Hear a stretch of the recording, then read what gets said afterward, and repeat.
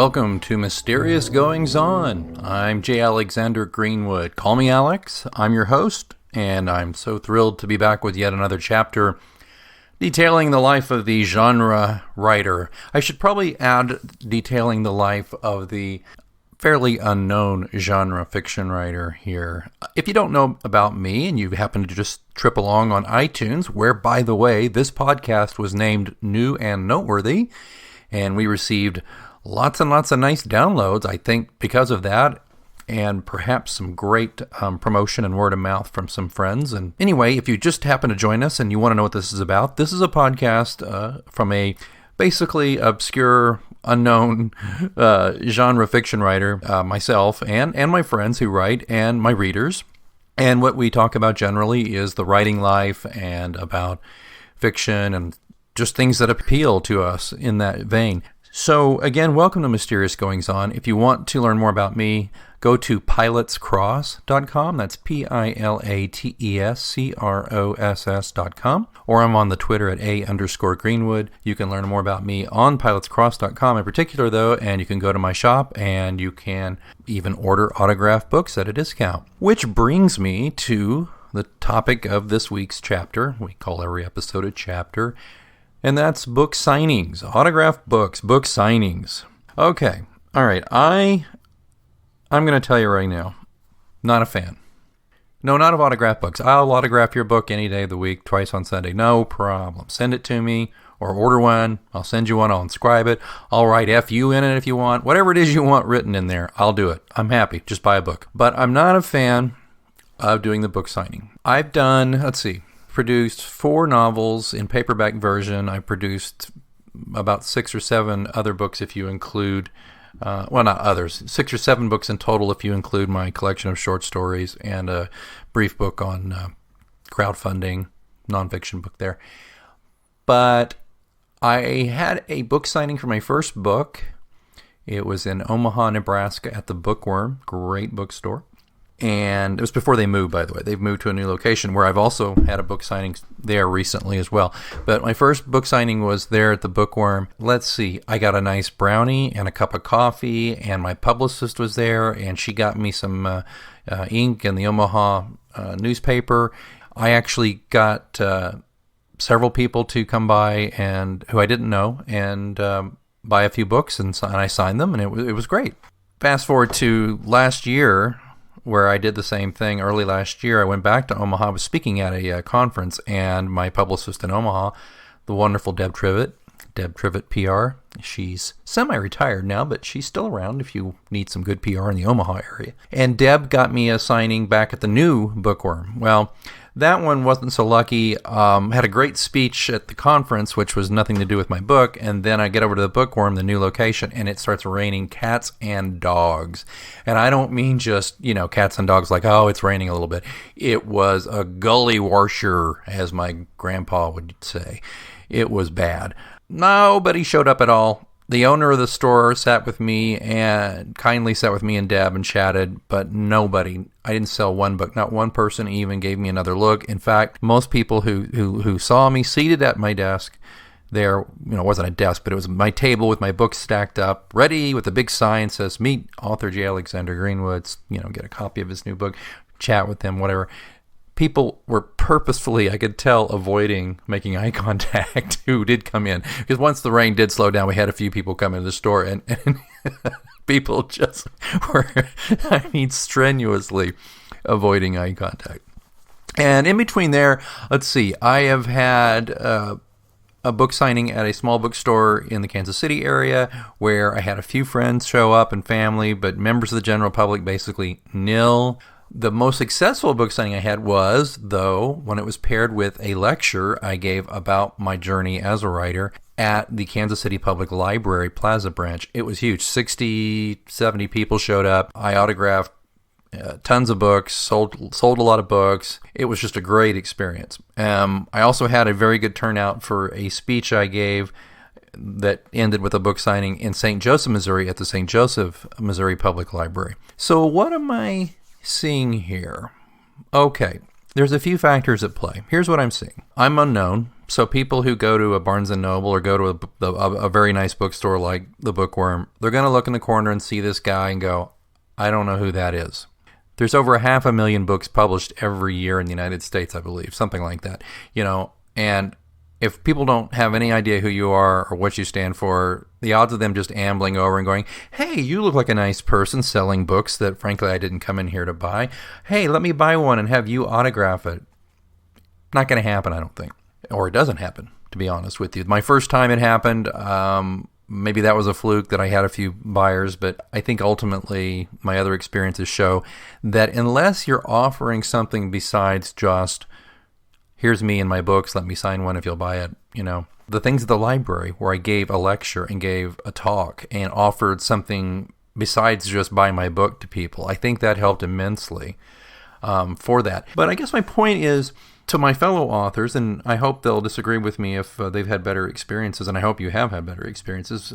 To my fellow authors, I would say, unless you're offering a seminar or a lecture or, even a reading, by the way, I don't think is enough if you're an unknown. Offering a reading is very nice if you have a local book club that you're part of or a readers club that will bring their members out to hear your reading. That's one thing. In fact, if you can get into a local book club and ask them to please come to your book signing, so you can do a reading and then they have their meeting there. That might be an idea. That might be a way to go. And speaking of book clubs, I've done a couple of book clubs and showed up and did a brief reading and then listened to them talk about the books. And I found that to be both times a very uncomfortable experience. At one of them, I think somebody got real contentious with me about a typo in the book, and at another one, somebody found a questionable use of a word that I still stand by, but they thought was wrong, and it was just like, rather than talking about the merits of the book, the story, people were getting bogged down in trying to be copy editors and grammarians, I guess. So I took it up with my editor, and my editor said they were full of crap.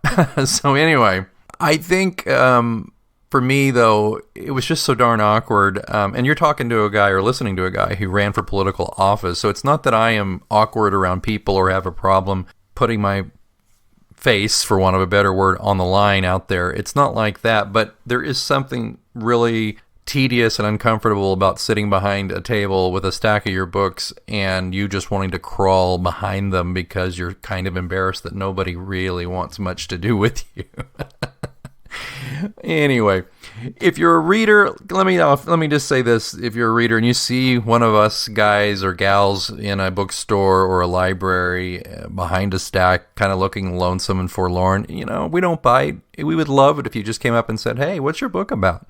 How long did it take to write? Do you have any more? And just say straight up, I didn't come in here to buy this or to check this out, but I enjoyed meeting you, and usually there should be some kind of, card or something with the author at the Author Smart with their, website information. Take the card. Go check out the website. Buy the ebook copy if you're not really wanting to invest in a paperback. That's just a little thing I would ask for you to do. And I would tell other authors, just another tip too, is the book signing is really a good thing for your ego. To have one set up and to get a bookstore or a library to agree to it. It's really great for your ego generally all the way up until the day of the signing and if you're unlucky and nobody shows up or you get a very low turnout, then it's really, really, really hard on your ego. It can really bring you down to earth. So I would recommend that if you want to have a book signing, make sure that maybe a book launch party. A very dear friend of mine, she's a writer. She seems to have launch parties where there's wine and she'll do a reading, but it's more of a party atmosphere rather than the sound of crickets chirping while somebody sits behind a table. There's that. Or a seminar, like I've given a seminar and talked about it, and I had a lot of would-be, wannabe writers show up and just want to ask me how I did it. They want to know what the secret sauce is. So that's another thing to do. Some say don't read from the book. I generally don't do readings. I prepare like a short presentation that I use. I like to use PowerPoint or Keynote or something like that talks about where the book comes from. It's kind of the same. It's kind of in the same vein as how I feel about book reviews. So many people give book reports rather than reviews. Well, as an author, I don't really care to read my work. I'll do it. As you've listened to on this show previously, I hope you've heard that I do read sections from my books. I'll do that, and I'm happy to do it in person, but I think it's different on a podcast. Somebody could say, oh, here's a few chapters, or here's a short story this guy's going to read me. Okay, that's cool. Whereas you want to go sit in an audience and have somebody read a chapter or two at you. I've got mixed feelings on that part. I'd love to know what you think, But ultimately, I think add value to your presentation, add value to what you would consider a book signing. If you're not going to do anything but go sit behind a table, I'll warn you, even my blessed, late, wonderful writer grandpa who wrote for 50 years, put out like 30-something books. I remember seeing him when I was at a very young age, very, very formative years, seeing him at a Walden Books in the mall, sitting at a table right up front, right by the entrance, and I remember this, I'll never forget, just sitting there, basically nobody talking to him, nobody buying his books, nobody even looking at his books. It just, it was just sad. Well, anyway, that's I think about all that I can muster on this chapter about why I just don't care for book signings, with the caveats that if we can make a book signing something more than just a guy or a gal signing books, it might be worth doing. I'd love to know what you think. If you're a writer, feel free to comment on the pilotscross.com blog, which is called Clues, or you can go to the show page and comment there. All those links are around here somewhere on this podcast. Or get a hold of me on the Twitter at @A_Greenwood. I would like to know what you think about book signings. Yes, no, maybe. Or even book signing horror stories would be fun to hear from you. All right. Well, I think that's about it for this chapter. And we'll be back next week, as always, with another chapter. We're looking into getting some fun guests coming up. I'm going to have another guest, I think, return. I enjoy having this great writer friend of mine from the Great White North come on every now and again. So I'm going to try to entice him to come on again soon. But I also want to get some other writers and some other folks that you might find of interest because, really, frankly, gets kind of old listening to me, right? Don't answer that. Until next time, I'm J. Alexander Greenwood. Keep reading. Saturday, November 23rd. They gave me 28 shock treatments and literally raped my soul.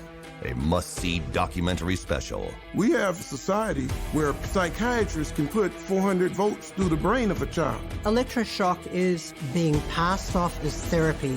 Therapy or torture. Saturday, November 23rd. Only on Scientology Network. DirecTV Channel 320 or online at Scientology.tv.